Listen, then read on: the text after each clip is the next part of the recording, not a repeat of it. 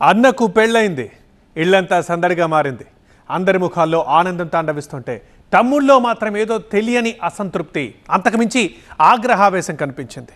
చిమ్మ చీకట్లో అందరూ నిద్రలోకి జారుకుంటే అతను మాత్రం వాళ్ళను పాతర పెట్టేందుకు పథకరచన చేశాడు. అనుకున్నట్లే స్పాట్ పెట్టి లేపేశాడు. మరి తమ్ముడి స్కెచ్కి బలైందెవరు? చావు అంచుల దాకా వెళ్ళొచ్చిందెవరు? ఒకరికి గొంతు దగ్గర గాయాలు, ఇంకొకరికి ముఖం మీద ఘాట్లు, మరొకరికి చెంపలపై బ్లడ్ మరకలు. టోటల్గా ఇళ్లంతా రక్తసిక్తం. దీనంతటికీ కారణం ఇతడే. ఈ రాక్షసత్వం వెనకున్న రగడేంటి? మహబూబాబాద్ జిల్లా గార్ల మండలం సీతంపేట శివారు మంగలి తండాకు చెందిన బానోతు రమేష్కి మొదటి భార్యతో విడాకులైంది. భద్రాద్రి కొత్తగూడెం జిల్లా జూలూరుపాడు గ్రామానికి చెందిన అంజలిని రెండో పెళ్లి చేసుకున్నాడు. పెద్దలు బంధువులంతా వచ్చి పెద్ద మనసుతో జంటను ఆశీర్వదించారు. పెళ్లి తర్వాత వధువు తల్లిదండ్రులు రమేష్ ఇంటికెళ్లారు. ఇది ఏమాత్రం జీర్ణించుకోలేకపోయాడు రమేష్ సోదరుడు రాజేష్. మద్యం తాగొచ్చి అందరితో గొడవ పడ్డాడు. ఇరుగు పొరుగు వారించడంతో పరిస్థితి చక్కబడింది. రాత్రి భోజనం చేశాక అందరూ గాఢ నిద్రలోకి జారుకున్నారు. ఆ టైంలో తన క్రిమినల్ మైండ్కి పదును పెట్టాడు రాజేష్.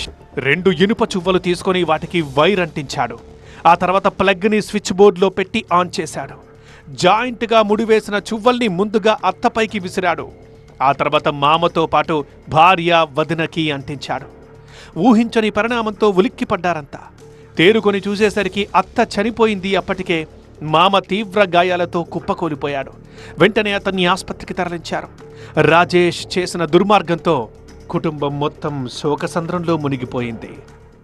మనసులో వీళ్ళు చంపేస్తా, నలుగురిని, నన్ను, మా నాన్నని, మా అమ్మని, పెళ్లి చేసిన అమ్మాయిని. ఫస్ట్ నాన్నకి కరెంట్ వేసిండు, చనిపోయిండు. ఈయన పని అయిపోయిందని తర్వాత అమ్మ మెడలో పెట్టిండు. మా అమ్మ అరిచితే మా అత్తయ్య పోయింది. అత్తయ్య పోయి ఏంటి అని చెప్పేసి ఈయన మా అత్తయ్య కూడా కరెంట్ వేసిండు, మెడ మీద గద్ది పెట్టిండు. తప్పించేసరికి చేయి కోసిండు నాకు. సమాచారం అందుకున్న పోలీసులు స్పాట్కి చేరుకుని వివరాలు సేకరించారు. బంధువుల ఫిర్యాదుతో కేసు నమోదు చేసి రాజేష్ కోసం గాలింపు చేపట్టారు.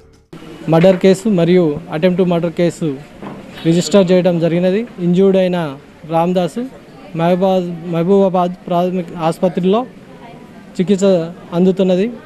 అదేవిధంగా పారిపోయిన నేరస్తుని పట్టుకొని త్వరలోనే అరెస్ట్ చేయడం జరుగుతుంది.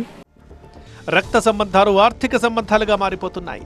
డబ్బు కోసం నా అనుకున్న వాళ్ళనే చంపేస్తున్నారు. ఇలాంటి దారుణాలు రోజురోజుకి పెరిగిపోతుండడం ఆందోళన కలిగిస్తోంది.